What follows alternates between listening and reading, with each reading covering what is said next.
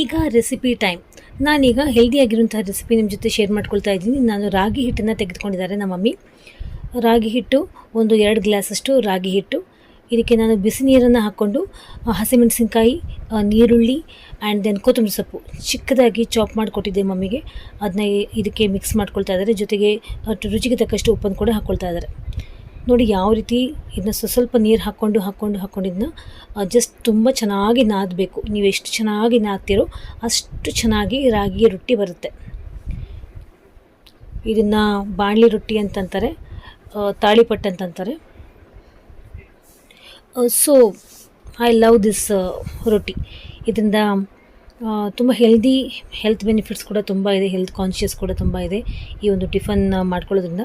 ನಮ್ಮ ಮನೇಲಿ ಇವತ್ತು ಇದೇ ಟಿಫನ್ ಆಗಿತ್ತು. ನೋಡಿ ಯಾವ ರೀತಿ ನಾದ್ಕೊಳ್ತಾನೆ ಇದ್ದಾರೆ ನಮ್ಮ ಮಮ್ಮಿ.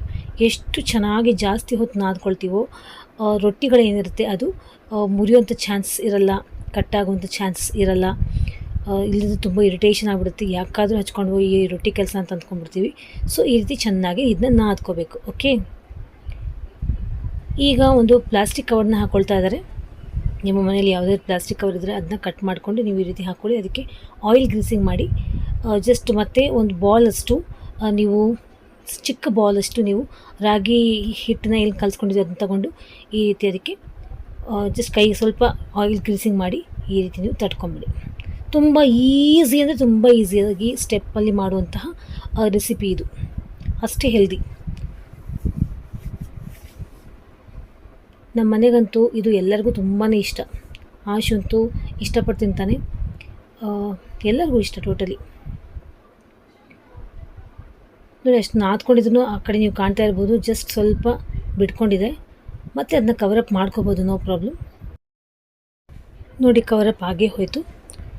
ಈಗ ಇದನ್ನು ನಾನು ತಗೊಂಡು ತುಂಬ ನಿಧಾನಕ್ಕೆ ತವಾ ಮೇಲೆ ನಾನು ಹಾಕ್ಕೊಳ್ತಾ ಇದ್ದೀನಿ.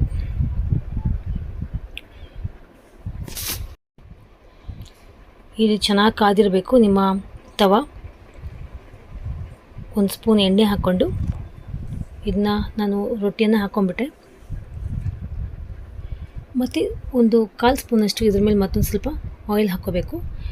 ಈ ರೊಟ್ಟಿಗಳು ಮಾಡಬೇಕಾದ್ರೆ, ಯಾವುದೇ ರೀತಿಯ ರೊಟ್ಟಿಗಳು ಮಾಡಬೇಕಾದ್ರೆ ನೀವು ಹಳೆ ಕಾಲದ ಏನು ತವಾ ಸಿಗ್ತಿತ್ತಲ್ಲ, ಈಗಲೂ ಎಷ್ಟೋ ಮನೆಗಳಲ್ಲಿ ಇದನ್ನೇ ನಾವು ಯೂಸ್ ಮಾಡ್ತಾ ಇದ್ದೀವಿ. ಇದಕ್ಕೆ ಯಾವುದೇ ಕಾರಣಕ್ಕೂ ಪ್ಯಾನ್ ಯೂಸ್ ಮಾಡಬೇಡಿ. ಈ ರೀತಿಯ ಡೂಮ್ ಇರುವಂತಹ ತವಾನೇ ಯೂಸ್ ಮಾಡಬೇಕು. ಆವಾಗ ನಮ್ಮ ರೊಟ್ಟಿಗಳು ಯಾವುದೇ ರೀತಿಯ ರೊಟ್ಟಿಗಳೇ ಆಗಿರಲಿ, ರಾಗಿ ರೊಟ್ಟಿ ಆಗಿರಬಹುದು, ಜೋಳದ ರೊಟ್ಟಿ ಆಗಿರಬಹುದು, ಅಕ್ಕಿ ರೊಟ್ಟಿ ಆಗಿರ್ಬೋದು, ಎಂಥ ರೊಟ್ಟಿ ಕೂಡ ಈ ರೀತಿ ಡೂಮ್ ಆಗಿರುವಂತಹ ಐರನ್ ತವಾ ಸಿಗುತ್ತಲ್ಲ ಅದ್ರಲ್ಲಿ ಮಾಡಿಕೊಂಡ್ರೆ ತುಂಬಾ ಚೆನ್ನಾಗಿ ಬರುತ್ತೆ. ಹಾಗೂ ಐರನ್ ತವಾ ಯೂಸ್ ಮಾಡೋದು ತುಂಬಾ healthy rather than non stick tawa. At least use ಮಾಡ್ಕೊಳ್ಳೋಂತಹ ಒಂದು ಆಪ್ಷನ್ ಇದ್ದಾಗ ಈ ರೀತಿ ಹೆಲ್ದಿ ಕಾನ್ಷಿಯಸ್ ಆಗಿ ನೋಡಿಕೊಂಡು ಯೂಸ್ ಮಾಡಿಕೊಂಡ್ರೆ ಒಳ್ಳೆಯದಲ್ವಾ.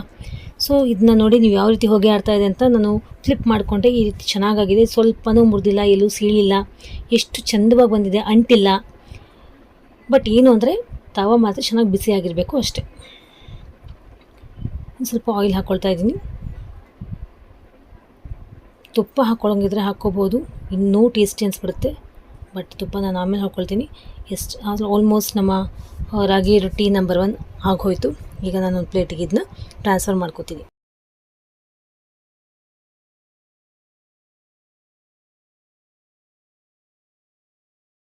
ಈಗ ಫಾಸ್ಟ್ ಫಾರ್ವರ್ಡ್ ಮಾಡಿಬಿಟ್ಟು ಇನ್ನೊಂದು ಸರಿ ತೋರಿಸ್ತಾ ಇದ್ದೀನಿ, ನೋಡ್ಕೊಳ್ಳಿ. ಈ ರೀತಿ ರೊಟ್ಟಿ ಮಾಡ್ಕೋಬೇಕಾದ್ರೂ ಫಸ್ಟ್ ಒಂದು ಬಾಲ್ ಏನು ತೊಗೊಳ್ತೀವಲ್ಲ ಅದನ್ನು ಕೂಡ ಕೈಯಲ್ಲಿ ಸ್ವಲ್ಪ ನಾದ್ಕೊಂಡು ಆಮೇಲೆ ಈ ರೀತಿ ತಟ್ಕೋಬೇಕು. ಆಯಿಲ್ ಗ್ರೀಸಿಂಗ್ ಮಾಡಲೇಬೇಕು. ತಟ್ಕೊಂಡಾದ ನಂತರ ಇದನ್ನ ತವಾ ಮೇಲೆ ನಾವು ಜಸ್ಟ್ ಟ್ರಾನ್ಸ್ಫರ್ ಮಾಡಬೇಕು.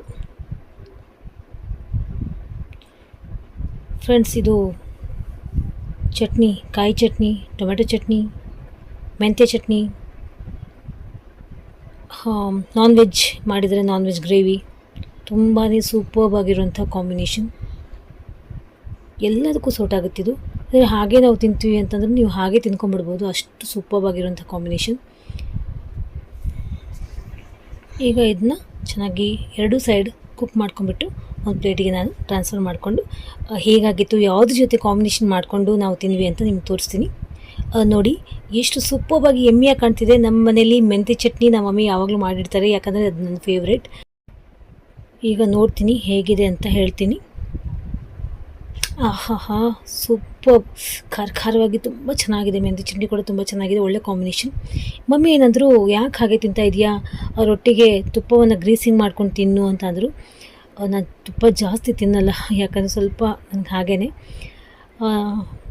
ಜಸ್ಟ್ ಸ್ವಲ್ಪ ಅಮ್ಮ ಹೇಳಿದರು ಅಂತ ರೊಟ್ಟಿಗೆ ನಾನು ತುಪ್ಪವನ್ನು ಗ್ರೀಸಿಂಗ್ ಮಾಡಿಕೊಂಡು ತುಪ್ಪದ ಜೊತೆ ಆ ಕಡೆ ಕಾಣ್ತಾ ಇರೋದು ಟೊಮೆಟೊ ಚಟ್ನಿ, ಅದ್ರ ಜೊತೆಲಿ ನಾನು ಕಾಂಬಿನೇಷನ್ ಮಾಡಿಕೊಂಡು ತಿಂದೆ. ನೋಡಿ ಫ್ರೆಂಡ್ಸ್, ದೇವರೇ, ಬ್ರಹ್ಮಾಂಡ, ಸ್ವರ್ಗ. ನಿಜವಾಗ್ಲೂ ಅಷ್ಟು ಸೂಪರ್ ಆಗಿತ್ತು. ನಿಜವಾಗ್ಲೂ I insist to try this recipe today it's.